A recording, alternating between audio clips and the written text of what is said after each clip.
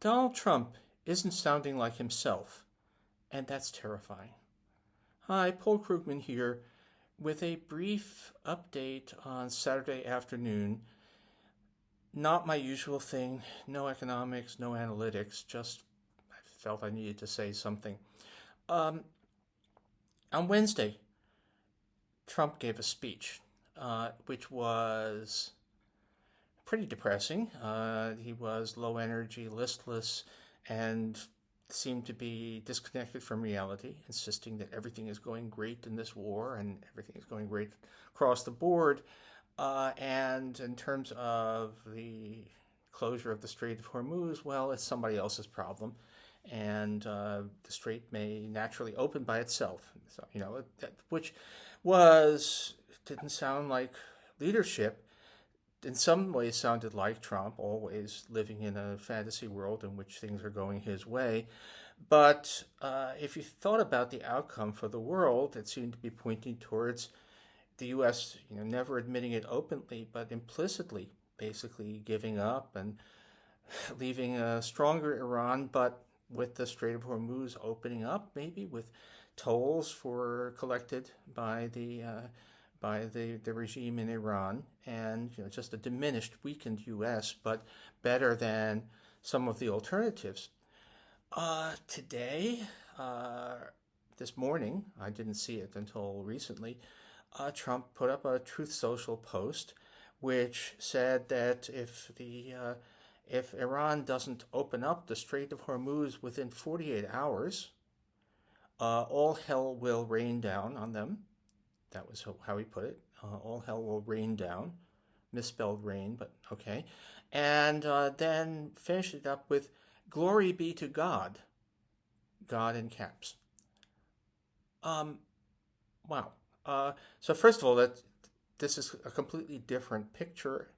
Suddenly, aside from the Strait of Hormuz not being our problem, to we will, commit massive war crimes. Presumably, that's the only thing that makes sense here, unless they open it up, which is pretty bad. And also, I don't think Trump has ever said, glory be to God. That doesn't sound like him. That sounds almost as if Pete Hegseth wrote this post, which maybe in some sense he did. Maybe, I don't know who, it's probably, otherwise, the misspellings and all sound, do look like Trump in his own hand, but it feels like this is the influence of our uh, religious fanatic Secretary of War, or as people apparently in the Pentagon call him, the Secretary of War Crimes. This is really bad. Uh, it's hard to see what happens in 48 hours. It's clear that Trump, for all his pretense of I'm always winning, that he's aware of how completely he screwed things up, that he's aware that he has basically led America into an epic strategic defeat, which I don't think he cares about from the point of view of America, but he is realizing what this has done to him, that he will probably quite rapidly lose his grip on U.S. politics, and certainly to the extent that he cares about his legacy, it's not going to be his wonderful ballroom. It's going to be that he's the man who single handedly led America to one of its greatest defeats ever.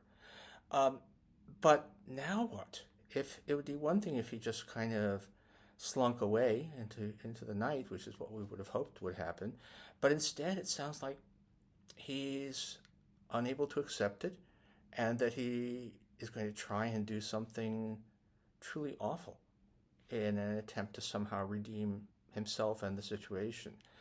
If we had a functioning democracy, this would be 25th Amendment time. This guy should not have any authority at all. Finger on the button, although I don't think we're talking about nukes, but he shouldn't have any authority on matters of state violence when this is the kind of mood he's in. I mean, just in general, American leaders, although a religiosity is often expected, saying, glory be to God before you unleash violence, that is not what used to be the American way. Anyway, I'm scared. I wonder very much what the next few days will bring, because this is looking like uh, basically a president who is losing it, and unfortunately losing it in a way that can really make the world a much worse place very fast. I guess enjoy the rest of your weekend.